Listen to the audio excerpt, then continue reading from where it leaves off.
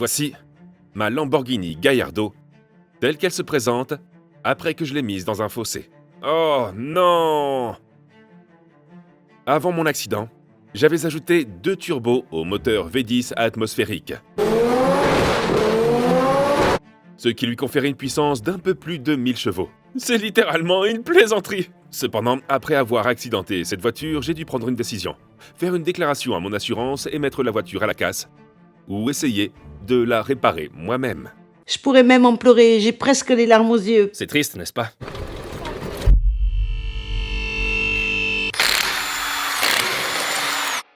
Pensiez-vous vraiment que j'allais laisser l'assurance toucher cette voiture? Bien sûr, j'ai choisi de la réparer. Cependant, les dégâts étaient importants. Du moteur au châssis, les dégâts étaient si importants que j'ai dû acheter un autre châssis pour en retirer des pièces afin de réparer le mien. En fait, j'ai dû reconstruire la voiture à partir de zéro. Elle a l'air dingue, n'est-ce pas? Après avoir réparé le châssis et le moteur, nous avons même dû installer de nouveaux panneaux latéraux. Et enfin, j'ai pu la faire rouler pour la première fois depuis l'accident. Ouais! Il ne nous reste plus qu'une dernière tâche à accomplir. Maintenant, la Gallardo est entièrement préparée à être poncée et prête à recevoir sa nouvelle couleur. Je pense que ça va susciter la controverse chez certaines personnes, mais ce sera passionnant de voir le résultat final. Dans la cabine de peinture. C'est ici que la Gallardo va véritablement prendre vie. Enfin, la voiture est entièrement d'une seule couleur, et c'est une couleur que j'ai toujours voulu utiliser sur une Lamborghini. Cette couleur est le British Racing Green. Encore une fois, c'est une couleur qui ne devrait pas être sur une Lamborghini. Mais c'est justement pour cela que je pense que le résultat sera d'autant mieux. Les employés d'Allied Automotive ont commencé à appliquer la peinture sur chaque panneau. Il fallait encore procéder à un dernier polissage avant de pouvoir enfin récupérer le véhicule. Le voici! Et il est vert. J'adore les Lamborghini vertes. Il s'agit d'une Lamborghini Gallardo British Racing Green. La peinture est absolument exceptionnelle. On dirait que le résultat fini est comme un miroir. C'est comme une couleur très uniforme, il n'y a pas de métallique dedans. Cependant, j'ai toujours rêvé d'une Lamborghini British Racing Green, et maintenant j'en possède une. Le seul problème, c'est qu'elle est en pièces détachées, et que nous devons maintenant la remonter et la remettre en état pour qu'elle fonctionne encore mieux qu'avant. Donc, la prochaine étape, on la met dans l'unité, on fait fonctionner le moteur correctement, puis on répare tous les panneaux de carrosserie. Je pense qu'on va procéder dans cet ordre. Allons-y.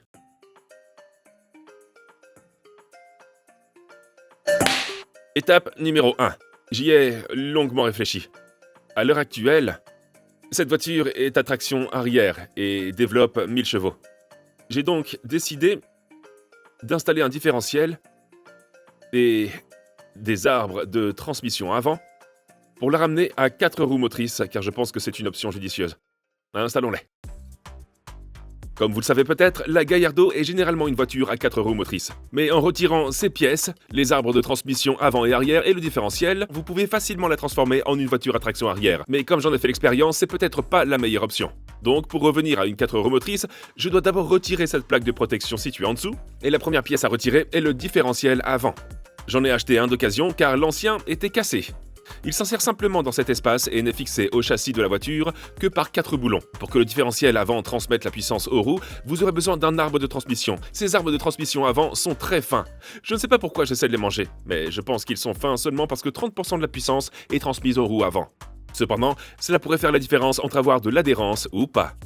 Je dois simplement resserrer le boulon qui fixe l'arrière de transmission au moyeu de la roue. Il y a ensuite environ 6 boulons qui fixent l'arbre de transmission au différentiel avant. Et c'est la même chose des deux côtés. Ensuite, l'arbre de transmission. Celui-ci transfère la puissance du différentiel arrière vers le différentiel avant. Même si nous allons alourdir la voiture en la transformant en 4 roues motrices, ce n'est pas vraiment beaucoup. Ces arbres de transmission avant et arrière, ainsi que le différentiel, sont étonnamment légers. Une fois encore, l'arbre de transmission est relié par environ 6 boulons au différentiel avant et 6 boulons au différentiel arrière. Nous allons nous assurer qu'ils sont tous bien serrés puis soutenir l'arbre de transmission au châssis de la voiture. Une fois que tout est bien vissé, nous pouvons remettre le dessous de caisse sous la voiture. Et voilà, une Gallardo à 4 roues motrices. Je suis désormais en 4 roues motrices et J'espère être en sécurité. Bien que je l'ai mentionné dans la vidéo, j'espère que tout cela fonctionnera si nous parvenons à la reconstruire. Vous remarquerez peut-être qu'à l'arrière de la voiture, aucun gaz d'échappement ne s'échappe de ces turbos. Et comme nous allons nous rendre en Europe plus tard avec le kit turbo, je l'ai utilisé sans pare-choc. Je souhaite l'utiliser avec un pare-choc pour un aspect plus esthétique et plus épuré. Nous allons donc installer un échappement compatible avec un pare-choc qui est l'ancien. C'est ce que nous allons installer ensuite. Voici l'échappement. C'est impressionnant. Incroyable. C'est dingue. Regardez ça. Et il y a le logo MA dedans. Waouh. C'est charmant. Ça ressemble à un mégaphone. Voici donc l'échappement. C'est celui-ci que j'avais fabriqué lorsque nous avons installé le kit turbo sur la voiture. Il devrait donc s'adapter parfaitement. Tout se passait bien, jusqu'à ce que Liam fasse cela. Oh, tu l'as desserré. Comment tu te sens après ça? Oh, absolument sensationnel. Pour être honnête, il est presque minuit et je suis prêt à me coucher. Heureusement, j'ai réussi à réparer le collier de serrage en V et à fixer l'échappement au turbo facilement, cette fois sans rien casser. Ensuite, les couvertures thermiques ont été placées sur la partie chaude du turbo afin d'éviter tout transfert de chaleur vers la partie froide. Et voilà, le travail sur l'échappement est terminé. L'échappement d'origine est désormais installé. Je pense maintenant à fabriquer un échappement personnalisé, peut-être plus tard qui sortira à un autre endroit. Cependant, avec cet échappement, je devrais pouvoir installer le pare-choc arrière, sans difficulté. C'est ce que nous espérons. À présent, la voiture devrait démarrer et rouler, ce qui signifie que nous pouvons continuer à travailler sur la carrosserie. Cependant, je vais la démarrer pour m'assurer qu'elle fonctionne bien. Allez, Gallardo, c'est parti. Ouais, elle fonctionne. Maintenant, voyons si je passe la première. Les 4 roues devraient tourner maintenant. Non. Et maintenant? Ouais!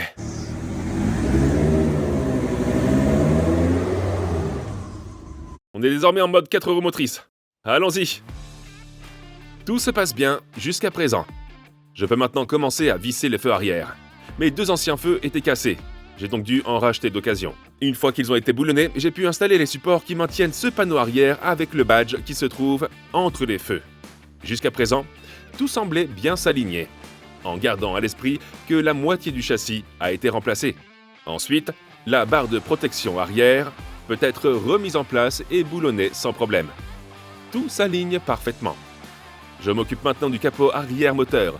Je dois faire passer le faisceau de câbles du capot moteur à travers les trous, puis tout le long jusqu'à l'arrière, car il y a un feu stop qui se trouve dans le spoiler arrière. Il ne reste plus que 2 garnitures à installer, puis nous passerons à la première mise à niveau.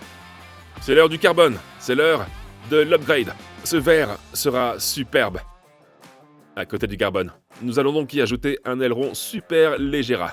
Donc, il faut commencer par installer ceci en premier. Ce sont les supports d'ailes. Ils vont se placer ici, en dessous. Super légera, qui signifie super léger en italien. Toutes les améliorations que nous apportons à cette voiture devraient la rendre plus légère, ce qui devrait la rendre plus rapide. Nous avions prévu de faire courir cette voiture sur circuit à la fin de cette vidéo, mais cela ne s'est pas tout à fait déroulé comme prévu. Mais pour l'instant, je m'efforce de faire de cette Gallardo l'une des plus rapides et des plus maniables qui soit. Colle Mansory. J'applique un peu de colle Mansory sur les supports d'aile. Cela permettra de mieux fixer l'aile, en plus des boulons qui seront placés en dessous. Cela ne peut pas faire de mal d'ajouter cette sécurité supplémentaire avant de passer en dessous et de visser les boulons, qui traversent les supports d'aile et qui se vissent dans le bas de l'aile. Et j'ai failli oublier la caméra de recul. J'ai dû retirer à nouveau le feu stop arrière afin de pouvoir brancher la caméra arrière sur le même faisceau de câbles et remettre le feu stop en place, ajouter un peu de colle Mansory et glisser la caméra dans son support, en m'assurant que la caméra est bien centrée par rapport au trou. J'ai ensuite pu remettre le point de fixation en place et le boulonner à la partie inférieure du spoiler. Et voilà, un spoiler en carbone installé. Ouais, on dirait vraiment que t'es dans un clip de MTV. Ouais, comme un espèce de skater, un truc comme ça. Voici le pare-choc arrière et j'ai amélioré le diffuseur arrière pour qu'il soit assorti à l'aileron arrière. Nous avons un diffuseur en carbone, super légera, qui n'est pas d'origine. Mais bon, c'est pas grave, c'est pareil, il est identique, il s'installe juste pas aussi bien. Voici donc la deuxième amélioration, le diffuseur en carbone. Je commence par brancher le faisceau de câble du pare-choc arrière, qui ne comprend que le feu anti-brouillard arrière. Cette voiture n'est pas équipée de capteur de stationnement, ce qui me convient parfaitement. Je peux alors remettre le pare-choc en place, et bien sûr, il s'adapte parfaitement. C'est le pare-choc arrière d'origine. Il ne reste plus qu'un écrou et un boulon de chaque côté pour fixer le pare-choc au quart arrière. Prochaine étape, la calandre supérieure. Il y a ensuite la calandre qui se glisse entre le pare-choc et ce panneau supérieur. Il est maintenu en place par quelques vis entre les mailles en nid d'abeille. C'est très esthétique. Cet aileron en carbone et ce diffuseur en carbone ont complètement transformé cette voiture. C'est comme si c'était... Il n'y a pas de meilleure combinaison. La couleur British Racing Green associée au carbone, oh mon Dieu, et sur une Lamborghini Gallardo, j'ai vraiment l'impression de construire quelque chose qui m'est personnel avec cette voiture maintenant. Je vais vous montrer. Regardez, il est 1h moins le quart du matin et je ne peux pas m'arrêter de travailler sur cette voiture car chaque fois que je vise quelque chose, eh bien, elle devient de plus en plus belle et j'ai vraiment envie de continuer. Je dois encore mettre le loquet sur le coffre, je dois encore installer ces panneaux latéraux et puis il y a beaucoup de choses à faire à l'avant. Mais, oh mon Dieu, elle a l'air géniale. Passons à l'étape suivante. Le pare-choc arrière est en place et semble bien ajusté. Nous pouvons maintenant passer à l'avant du véhicule. Ce refroidisseur d'huile situé à l'intérieur du panneau latéral est protégé à l'avant par une grille qui le protège des projections de pierre. Je peux ensuite passer à la garniture supérieure du panneau latéral qui comporte également une grille et une prise d'air. Ça, c'est une prise d'air pour les anciens filtres à air lorsque cette voiture était à aspiration manuelle qui était reliée au filtre à air à l'arrière du moteur. Et puis, il y avait ça qui était une prise d'air pour refroidir le refroidisseur d'huile, qui se trouve toujours derrière ici. Donc, tout l'air qui entre là-dedans ne sert plus à rien. Cependant, la nouvelle prise d'air, le nouveau filtre à air, se trouve juste ici. Mais vous remarquerez peut-être qu'il se trouve juste au-dessus de l'échappement, qui est probablement l'une des parties les plus chaudes de la voiture. Et ça, c'est sûrement l'une des parties les plus froides de la voiture. Enfin, c'est la partie de la voiture que nous devons garder au frais. Et ça, c'est probablement la partie la plus chaude. Nous devons donc séparer cela ou installer une sorte d'arrivée d'air froid dans ce filtre à air pour résoudre le problème. Donc, mon idée est de fabriquer un guide d'air Adrian Newey à partir d'ici jusqu'à ce filtre à air pour maintenir ces deux éléments au frais. Voilà le plan. Je me suis donc mis au travail pour fabriquer une prise d'air improvisée pour le filtre à air situé à l'arrière de la voiture. J'espère maintenant que cela permettra d'acheminer de l'air frais, qui est évidemment plus dense, vers les filtres à air à l'arrière.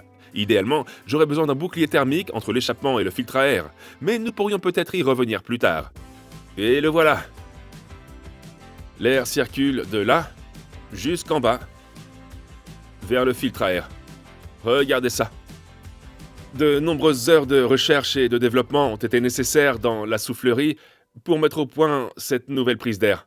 Il ne me reste plus qu'à fabriquer une réplique exacte pour l'autre côté. Je pense que cela devrait fonctionner. Ce n'est pas une prise d'air et Venturi, mais cela va certainement diriger l'air frais vers le filtre à air à l'arrière. Maintenant que c'est en place, je peux commencer à installer les revêtements des arceaux. Cette voiture commence à avoir l'air toute neuve, ce qui me rend très enthousiaste.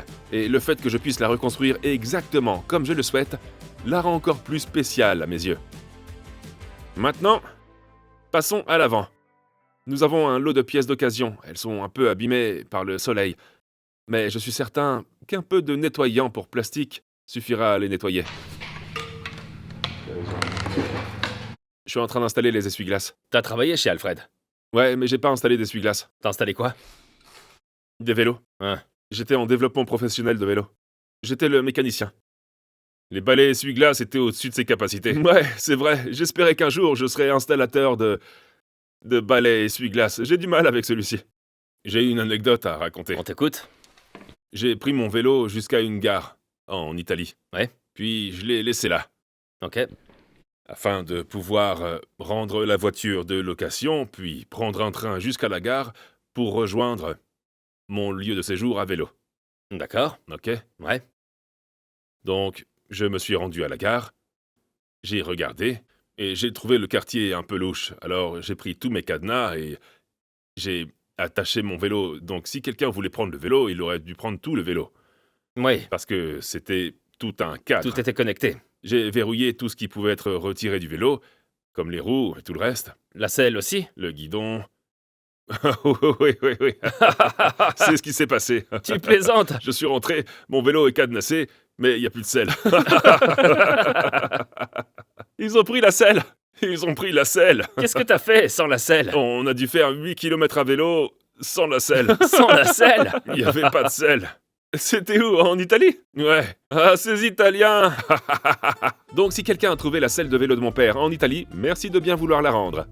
Nous rendons service aux Italiens en remettant sur la route l'une de leurs voitures qui était destinée à la casse. Alors, vous pourriez au moins rendre la selle de vélo de mon père.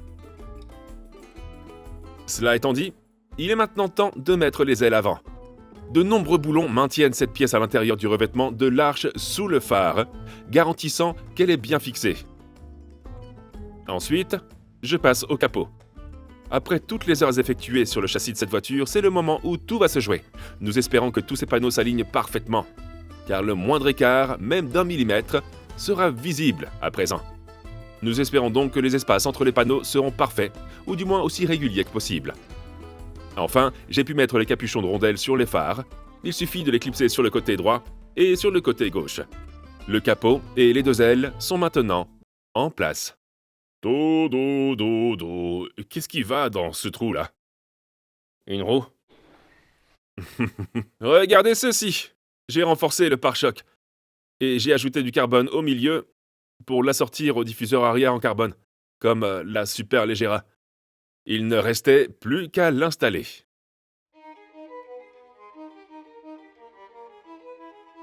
Ouais!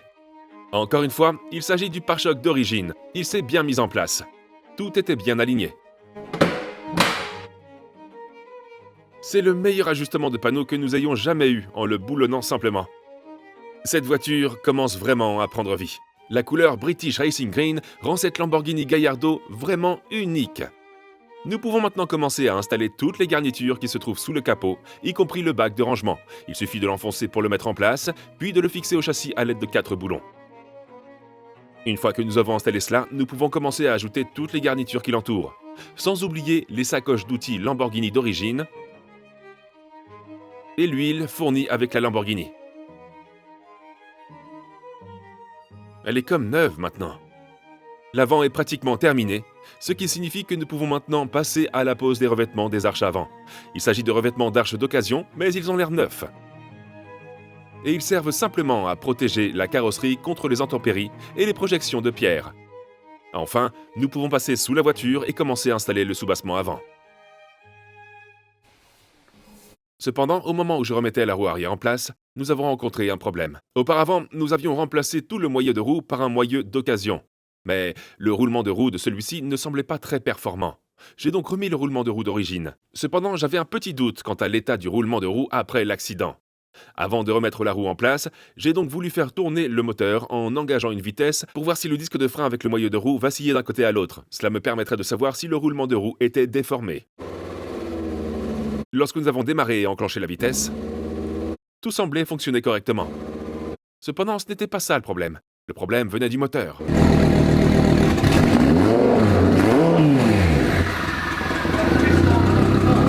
Il a commencé à tourner de manière irrégulière et à fumer beaucoup du côté gauche du moteur. Regarde comme ça fume. Oh. Ma première pensée a été le carburant. En général, lorsqu'une voiture manque de carburant, elle commence à tout sauter, parce qu'elle manque d'essence. J'espère donc que cela va régler le problème. Cependant, j'avais un autre doute. Auparavant, dans l'une des vidéos de la deuxième chaîne, pendant mon absence, Liam installait des panneaux à l'arrière. Et pour certains d'entre eux, il a dû percer le châssis afin de les fixer. Le problème est que nous avons remarqué ceci, qui semblait indiquer que le métal s'était introduit dans les turbos. Et si c'était le cas, cela aurait pu causer de graves dommages au moteur. Tu penses que c'est du carburant ou des fragments métalliques? C'est pas ce que je pense, c'est ce que j'espère. Qu'est-ce que ça pourrait être d'autre à part des éclats métalliques? Il est possible que des éclats métalliques, selon leur taille, entrent et ressortent du moteur. Tout d'abord, voyons si le carburant a résolu le problème.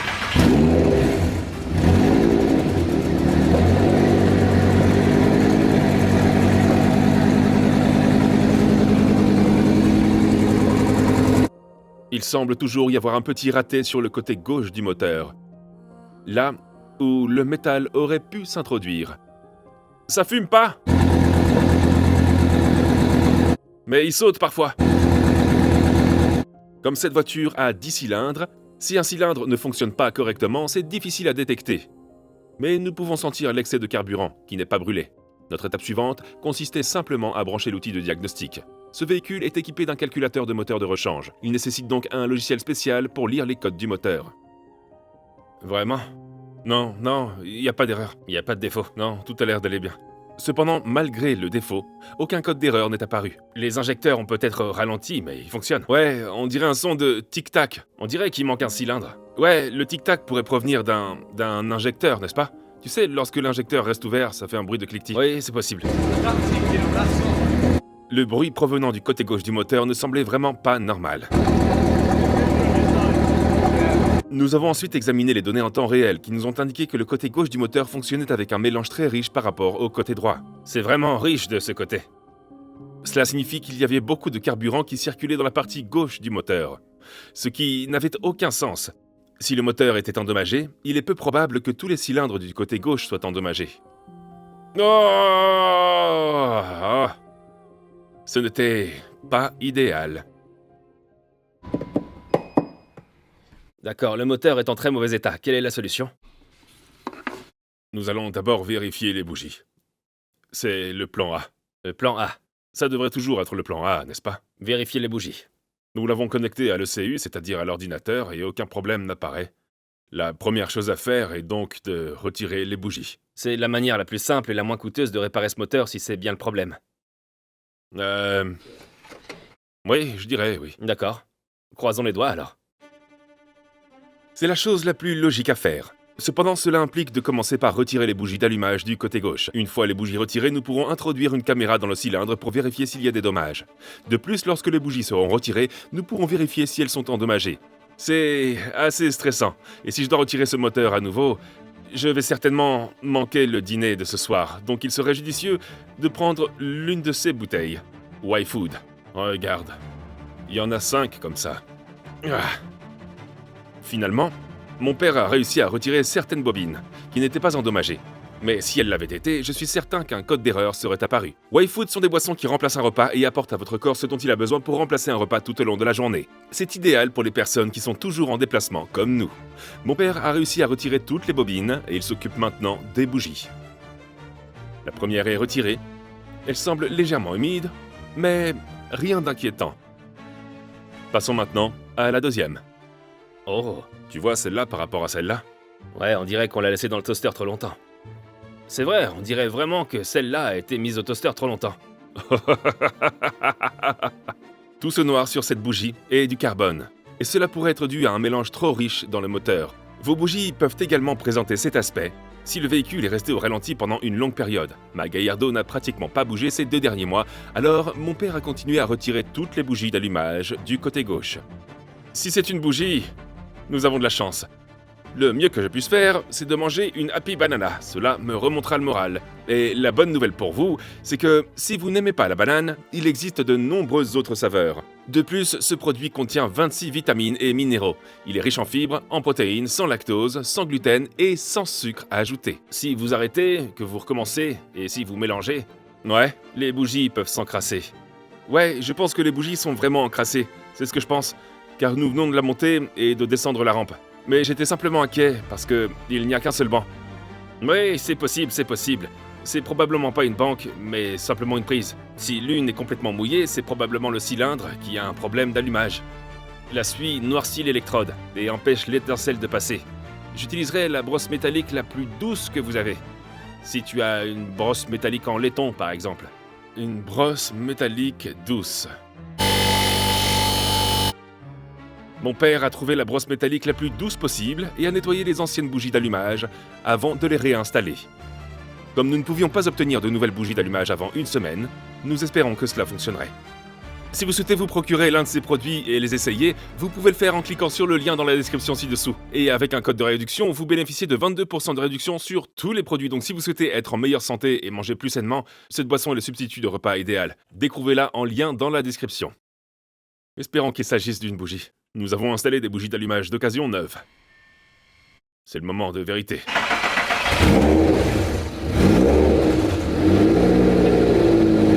Cela semblait fonctionner, même si je n'étais pas tout à fait convaincu. Cependant, cela semblait beaucoup mieux qu'auparavant. Ouais, ça a l'air mieux, non? Y a plus de tic-tac? Je suis vraiment content que ça ait fonctionné. Regardez ça. Je crois que cela a fonctionné. Nous nous sommes tirés à bon compte. On a 10 cylindres au lieu de 9. Oui, exactement. Il semble donc que le scénario le plus favorable se soit effectivement produit. Il suffit de nettoyer les bougies, qui ont probablement été encrassées en démarrant la voiture et en la déplaçant dans le garage ces 2 derniers mois. Cette Gallardo apprécie d'être conduite, pas seulement déplacée. Normalement, ces clips verts tiennent bien en place et ils sont fixés à l'aide d'un collet de serrage. J'ai vu ça sur TikTok et il semblerait que ça soit destiné à être placé à cet endroit. Ok. Ce que vous devez faire, c'est passer l'attache par le trou à l'arrière, comme ceci. Ouais. Entourez-le autour du fil, comme ceci. Vous remettez en place, comme ça. Ouais. Et puis, vous reliez les attaches à l'arrière pour maintenir les fils en place. Et vous n'avez plus qu'à couper l'excédent. Et voilà. Regarde ça. Est-ce que c'est parce que la partie épaisse du collier de serrage l'empêche de passer à travers le trou? Ouais, regarde. Ça sort pas. Ça sort pas. C'est bien, non? Je ne sais pas pourquoi je me suis autant enthousiasmé par un petit collet de serrage. Mais ce sont les petites choses qui comptent. Maintenant, je vais installer le lève-vitre. Une fois que j'ai regardé cela, je peux faire glisser les composants électriques du rétroviseur extérieur, car les fils doivent rester à l'écart du lève-vitre, pour éviter que la vitre ne descende et n'arrache les fils du rétroviseur de la connexion. Et une fois cela fait, je peux ajouter tous les nouveaux clips aux joints en caoutchouc qui entourent la porte et les clipser tous en place. Une fois que tout est en place, je peux boulonner le moteur de la vitre électrique sur le lève-vitre, puis brancher tous les raccordements électriques. Il est maintenant temps de passer à la vitre.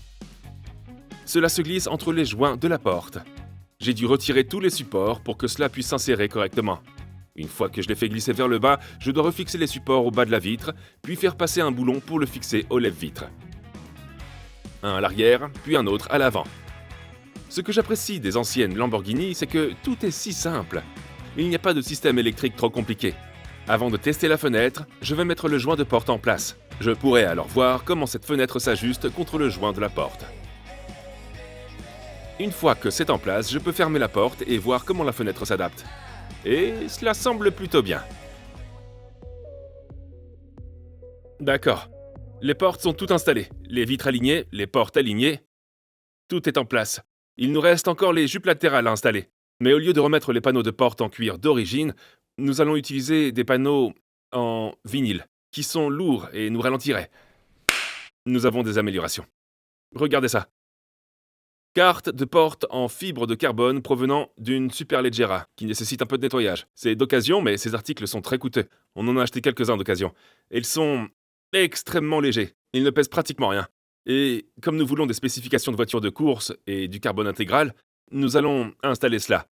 Ce ne sera pas très luxueux, comme dirait mon père, mais ce sera plus rapide.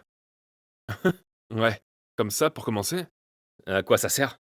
C'est pour ouvrir et fermer la porte. Quoi? C'est comme ça qu'on ouvre et qu'on ferme la porte. Une poignée en cuir? Ouais, comme une lanière en cuir. C'est une véritable voiture de course. Ouais, regarde, un support en carbone également. Ils ont même pas installé de support en aluminium. Il est en carbone. Nous avons conservé tous les éléments habituels d'une Lamborghini, comme les haut-parleurs dans les portes, mais ils ont été collés par Mansory. Et c'est à peu près tout. Sans fioriture, mais ça me convient, il y a moins de choses qui peuvent mal tourner. La première chose à connecter est le commutateur de verrouillage de porte. Ensuite, le câble de la poignée de porte peut être inséré. Ensuite, il y a une connexion électrique pour une lampe, et c'est tout. Je peux simplement glisser la nouvelle carte de porte en carbone dans les joints, et tout se clipse en place. Je peux ensuite tirer la poignée à travers les trous et serrer les 2 boulons qui fixent cette carte de porte à la porte, ce qui lui permet de rester aussi légère que jamais. Il ne reste plus qu'à assembler la sangle de porte, qui se fixe à l'aide d'un peu de carbone et d'un boulon à laine. Ensuite, c'est le tour de la jupe latérale. Elle s'enclenche à sa place. Il y a quelques boulons qui la fixent à la voiture sur le dessus et quelques-uns en dessous. Ensuite, pour cette garniture, nous utilisons bien sûr de la colle Mansory que nous appliquons sur le dessus de la jupe latérale pour obtenir une finition impeccable. La voiture commence à prendre forme, mais nous devons encore changer les roues. Toutefois, avant cela, j'ai encore du travail à effectuer à l'intérieur. Regardez ce que j'ai trouvé. Qu'est-ce que t'as? Un panneau de commande en fibre de carbone. Je parie que ça pèse rien. Poids économisé, je dirais 300 grammes, plus ou moins. Donc tu sais, ça apparaît à l'écran. 300 grammes économisés. Tching en moins. Ouais, idée jante. Plus de fibres de carbone a été ajoutée à l'intérieur. Cette fois-ci, il s'agit de l'encadrement des commandes de conduite. Ensuite, j'ai encore d'autres éléments. Celui-ci est bien plus léger que celui-là. Combien de grammes t'as économisé? 800 grammes économisés. 800 grammes. Ah, est-ce qu'on veut cette orange? Ouais, je pense que oui. Quoi? Tu veux de l'orange là? Ouais, parce que ça irait bien avec quelque chose de nouveau. T'en penses quoi? Mais qu'en est-il de... Ah, tu veux garder l'orange? Ouais, à cause des coutures orange, et Vous pensez quoi de cette couleur orange? ils ne le sauront pas avant de voir la prochaine modification. Comparé à ce gris. Comparé à celui-là. Tu veux de l'orange à cet endroit? C'est un peu Ali G, non? Ouais, mais attends de voir les sièges, ça ira bien avec. T'es certain? À 100%. Ok, on va essayer. On va essayer. C'est un peu dans le style d'Ali G. T'as un intérieur en fibre de carbone, c'est suffisamment Ali G. Non, parce que c'est léger. Donc, la console centrale en fibre de carbone est installée. Panneau de porte en place.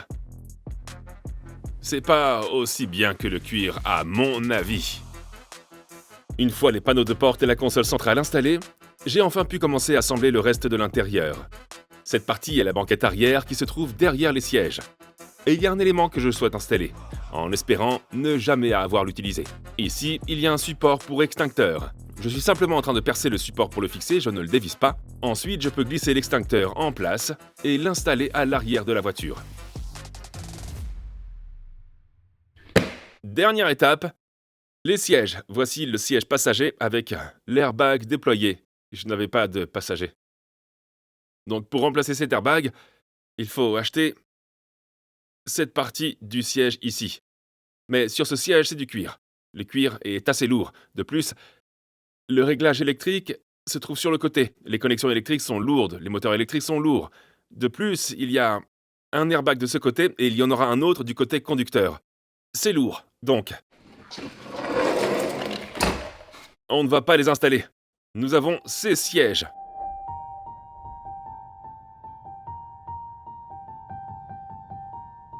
Ce sont des sièges baquets en carbone Lamborghini Superleggera.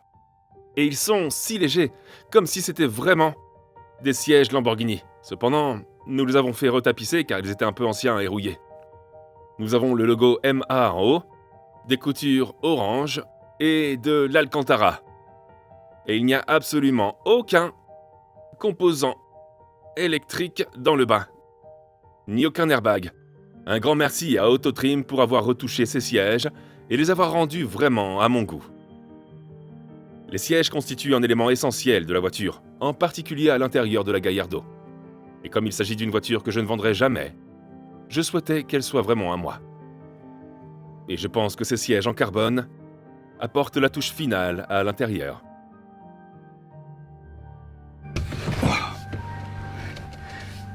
En effet, ce ne sont pas les véhicules les plus confortables. Mais on ne peut pas aller plus vite qu'une Rolls-Royce, n'est-ce pas? Il faut donc faire des compromis. Ils ont l'air cool. Ils sont très beaux, ils sont absolument géniaux. Voyons l'effet complet. Tout est un peu plus grinçant dans cette voiture, mais c'est ce qui fait son charme. On se croirait dans une véritable voiture de course maintenant, n'est-ce pas? On dirait du carbone. Des coutures orange, carbone, Ouais. orange, carbone. C'est vraiment... Ouais, je trouve que c'est agréable. Le seul problème, c'est que nous ne pouvons pas encore la conduire avec ces roues parce que elles sont complètement défoncées. Donc, nous devons faire appel à la garantie chez Wheelmania. En route pour Wheelmania, mais sur une remorque. On va pas encore conduire ce véhicule. Allons-y. Ces roues apparaissaient déjà dans les vidéos précédentes, si quelqu'un l'avait remarqué. Ouais. Voici les nouvelles roues de la Gallardo. forgé sur mesure par Wheelmania. Un look et une couleur totalement différents de l'ancien modèle. Cependant, je suis plus que satisfait du résultat. Les voici. Personnalisés. 19 pouces, nous avons une taille plus petite, ce qui me permet d'utiliser des pneus plus larges pour une meilleure adhérence. Et regardez ça. Le travail acharné l'emporte sur le talent, avec le logo MA au milieu. Les anciennes roues sont mes préférées parmi toutes celles qu'on a fabriquées. Cependant, il est temps de leur dire au revoir. Elles ont été durement touchées dans l'accident. Ouais, j'ai hâte de les installer. Voyons voir à quoi elles ressemblent. Mais n'oubliez pas, les jantes personnalisées, j'ai fait tout cela. Vous pouvez le faire aussi. Il suffit d'envoyer un WhatsApp à Wheelmania, de leur indiquer ce que vous souhaitez, et c'est exactement ce que je fais. Ils fabriquent littéralement tout. Vraiment, n'importe quoi. Cependant, les anciennes jantes en bronze ont été remplacées par de nouvelles jantes 19 pouces, au look plus sportif. J'espère que ces roues de cette taille vont vraiment aider à la configuration de la voiture. Et nous pouvons enfin dire adieu à ces pneus slick de course. Ce serait dommage de laisser les anciennes roues se détériorer. Je vais donc les distribuer à certains d'entre vous. Les roues sont installées et c'est 1000% mieux que ce qu'il y avait avant. Je pensais pas que ça pouvait être plus beau, mais maintenant ça l'est vraiment. Je vais pas encore vous les montrer, parce que je peux même pas encore la conduire. On va aller vérifier que tout est bien configuré et tout est bien aligné. Allons-y.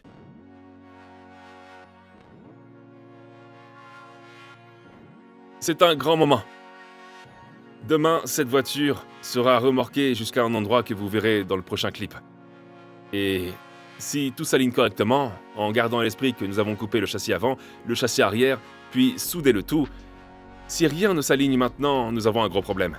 Nous savons que ça va être compliqué, mais la question est de savoir si ces personnes peuvent y arriver, et s'ils y parviennent, nous allons chercher un bon réglage pour, espérons-le, être plus rapide sur la piste. Allez.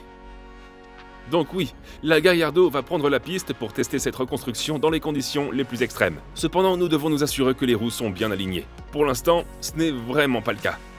La voiture est donc en train d'être soulevée et les techniciens d'Alumai Motorsport vont commencer à régler tous les boulons de carrossage et les extrémités des barres d'accouplement afin d'obtenir un réglage parfait. Le côté passager gauche est parfaitement conforme aux spécifications.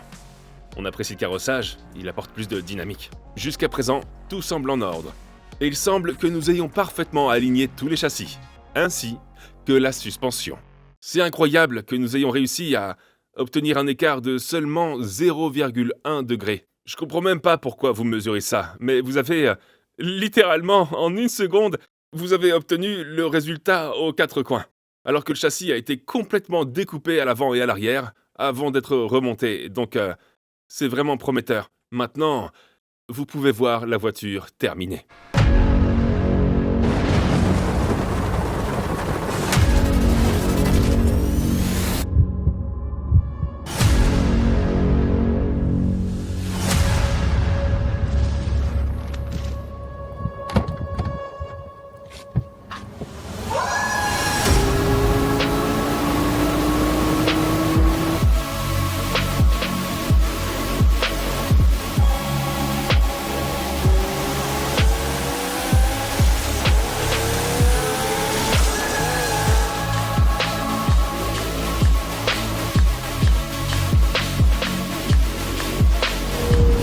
J'ai un lien particulier avec cette voiture. Je me moque de ce que les gens disent. Oh, on ne peut pas avoir de lien avec un morceau de métal.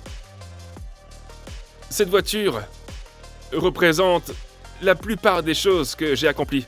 C'était un accomplissement, un objectif. Et lorsque j'ai eu l'accident, j'ai sincèrement pensé que cette voiture ne pourrait pas être réparée.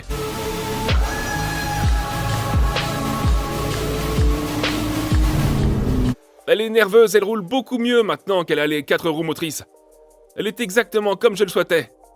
Et je la conduis actuellement au Portugal, sur un circuit. Vous ne pouvez pas conduire ça. J'adore cette voiture. Nous avons fait livrer la voiture sur ce tout nouveau circuit au Portugal, et nous sommes censés faire la course avec la Gallardo contre d'autres voitures. Le problème, c'est que c'était apparemment le seul jour où il pleuvait au Portugal. Et je ne souhaitais pas revivre la dernière expérience avec la Gallardo sur piste mouillée. Donc par mesure de sécurité, j'ai préféré profiter de la voiture pour moi tout seul. Et voilà. C'est beaucoup mieux que ce que j'avais imaginé. Elle est beaucoup mieux qu'avant, à 100%. Cette voiture est désormais prête à rouler et se conduit mieux que jamais. Et je trouve qu'elle est magnifique, même si elle est actuellement dans un état déplorable. Merci beaucoup d'avoir regardé cette vidéo. Si vous l'avez appréciée, abonnez-vous et donnez-moi un like. Et je vous donne rendez-vous sur ma chaîne pour la prochaine vidéo. Peace out. Tu l'as déjà mis? Tu veux ma main dans la figure?